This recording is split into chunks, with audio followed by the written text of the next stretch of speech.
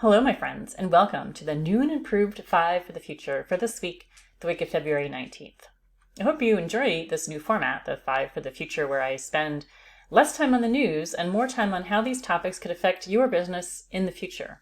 Share your thoughts with me, yay or nay, on this format. It's a little bit longer, I'm still figuring things out, but the idea is this is a more interesting and fun way to connect the news more directly to your small business, I think. What do you think?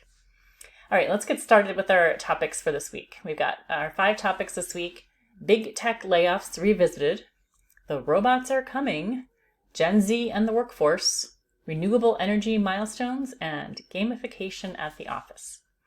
Let's start with our story number 1, big tech layoffs revisited. So what's going on? Well, in the last video, I shared a long list of big tech firms that have been laying off recently, which my sources attributed mainly to a desire to be more efficient and a desire to keep those stock market prices up. A loyal 5 for the Future fan pointed out another reason that hasn't been discussed, the R&D tax credit law. So what does this mean for you and your small business? Well, if you have any R&D, if you spend any money on research and development, whether that's salaries or equipment, this change to the new tax law will or could have a huge impact on your business. From my understanding, in the past, businesses of any size could treat R&D, including salaries, as a deduction in the year the funding was spent. The law changed to say you have to spread the deduction out over 5 years, and that change is, quote, costing large public companies hundreds of millions or billions of dollars up front, and for some small and medium-sized enterprises, the personal and financial pain may cut deeper, end quote from the Wall Street Journal. According to that article, businesses of all sizes have been urging Congress to change the law, but that change may not come in time for the 2023 tax season, which is well upon us, which has led to layoffs and big tax bills coming due for small business owners. So what might the future look like? Well, I'm hoping we don't need to imagine a future where the federal government eliminates incentives for small and big businesses to invest in innovation, as this is a key competitive advantage that U.S.-owned businesses have over those from other countries, especially China. So let's all root for a future where Congress can actually agree on some things that help out small business owners. After all, Pew Research just reported that most Americans say small businesses have a positive impact on the way things are going in this country now, the highest percentage as a group by far as compared to big corporations, tech firms, education, banks, and more. All right, moving on to story number 2. The robots are coming. What is this about? Well, we're slowly starting to see and embrace the value of robotics to help humans with dangerous or repetitive tasks. So what's new in the world of robots recently?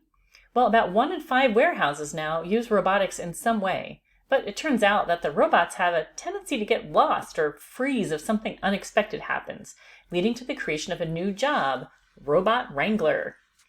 And one new robot is apparently not so helpful. New York City has ended its contract with the robot Nightscope K5 that was supposed to help keep commuters safe on the subway, but, and I quote, it had no actual capabilities that could be useful. Apparently, its inability to navigate stairs or stray too far from its charging station didn't help much. Despite that robot fail, it is projected that robots will be able to help with a variety of tasks in our cities moving forward, including street sweepers for bike lanes and declogging storm drains, shopping cart robots that follow you in the store, no need to touch that germy handle, and it won't leave the parking lot either, and maybe even noise-canceling dirigible robots that fly over those noisy pickleball courts to absorb noise and provide shade. Also in the works, a robot that can give you a full manicure. I am not ready to put my hands into that bot just yet. So what does all this robot news mean for you and your small business? Big businesses have the budget to invest in robotics to improve efficiency and eliminate less desirable jobs. How can a small business take advantage of these options? Well, if your business isn't creating the robots, then think of how it could be using them or creating them. Be on the lookout for automation advances in your industry and start socking away money in a capital investment fund so you can invest in the future for your business. What might the future look like? Imagine a future where every small business has a few helper robots handling tasks while delivery drones buzz in and out, dropping off and picking up packages. I want you to think about the products and services your business delivers right now. What could be done more automatically, whether by software, AI, or robots? What might that look like in terms of the jobs you need in-house? How can you be on the leading edge of your industry, which could help you attract customers? What happens if you don't embrace this change, but your competitors do? Maybe it's time to make friends with some robot pals. All right, let's move on to story number 3, Gen Z in the workforce. So, what's going on? More Gen Z kids are entering the workforce and they are shaking things up. First, when it comes to finding jobs, if you've ever used the Handshake app to recruit college students, you might notice it's been relaunched to feel more like a social media feed complete with videos that you can stream through, just like the Gen Zers are used to seeing all day long on their phones. And for those Gen Zers who are more into the gig economy, two 20-somethings have created a new app called WHOP, W-H-O-P, an online marketplace for you to pitch your skills or capabilities to potential customers. Apparently, this is somewhat different than apps like Fiverr or Upwork because it's laid out more like Etsy for services instead of products. Maybe I'm too old to fully get it, but maybe look into it. That app is certainly in line with Gen Z's entrepreneurial mindset, since the key focus for Gen Z is on autonomy, remote work, flexible schedules, and doing their own thing. And they certainly aren't seeing a long-term career path at a big employer in light of all the recent layoffs. One benefit that might lure in some Gen Zers to your office is a new option to allow those with student loan debt to get employer matching contributions to a 401k type plan based on the amount they pay off of their student loan. So what does this all mean for you and your small business?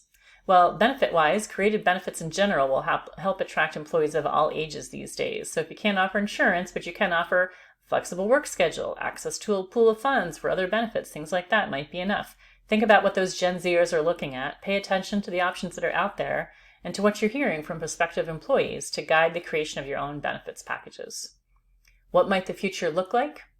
Imagine a future where the robots are the only employees that show up every day, but the people, human employees, work different days and different hours to match their needs and to keep the business going. Maybe we move more toward a 4-day work week, more remote work thanks to those robots and AI, and maybe a happier, more productive workplace. Side note, I also like to imagine a future where everyone has some baseline of healthcare that is not connected to their job. Imagine what that might do for recruitment at your business, or for the health of employees who know they can go into urgent care before it gets too serious.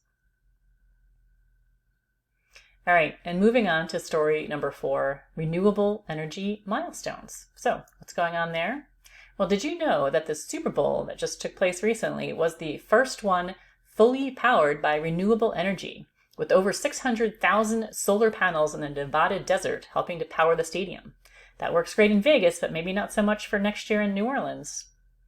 In other news, this spring, a new 44-story apartment building in New York City will be fully powered by electricity and burn no fossil fuels on site. Its developers are aiming for carbon neutrality in all their projects. Maybe all this worry over solar power will matter less once we move to nuclear fusion energy, the quote-unquote holy grail of clean energy. Scientists set a record recently sustaining fusion energy for 5 seconds. If we can figure out how to do this longer, we will be able to generate enormous amounts of energy with tiny inputs of fuel and no carbon emissions. So what does this mean for you and your small business? Do you sell in the oil and gas industry? Maybe look for some new markets moving forward. What might the future look like? Imagine a future where utility costs are nominal, easy access to energy makes everything cheaper, climate change is suddenly less of a concern, and a whole lot of people are out of a job. Most experts think we're about 25 years away from this future, so keep that in mind. And our final story, story number 5, gamification at the office. What is it? Considering our Gen Zers and even some millennials grew up playing video games, it's surprising we don't see more use of video game concepts in the business world. But that's changing. One large professional services firm offered a gamified training platform to employees, earning points and advancing levels as they learned more about the services this company offers. This game helped increase both revenue and the number of clients. But turning things into a game doesn't work across the board. As companies push a return-to-office program, some have added employee recognition software that offers points for different tasks that can be turned in for cash or gift cards. This is supposed to lead to happier workers who stick around longer, but it can easily turn into a buddy system rewarding the loudest or best connected employees and annoying others. So what does this mean for you and your small business? There are definitely pros and cons of gamifying activities you'd like employees to focus on. You can encourage them to take on additional training with a points or reward system, but just be aware that these systems can go downhill if not used consistently. So what might the future look like? Imagine a future where all our training is online, virtual welding, virtual surgeries. Oh wait, we're already there for the most part. Expect to see this trend continue to grow in areas where safety is a key concern for learning a skill set. I'm not sold on gamification of training content for consultants, as in the first example. But I did love to see an application of the ChatGPT app to gamify vacuuming, earning coins as you cover the floor. Check out the link, I'll share it below. All right, and so that's it for this week. Thanks so much for watching. I hope you're enjoying the new format. I hope these 5 topics and my take on them get you thinking about how these signals of change could ultimately impact your small business. Thanks for joining me. We'll see you next time.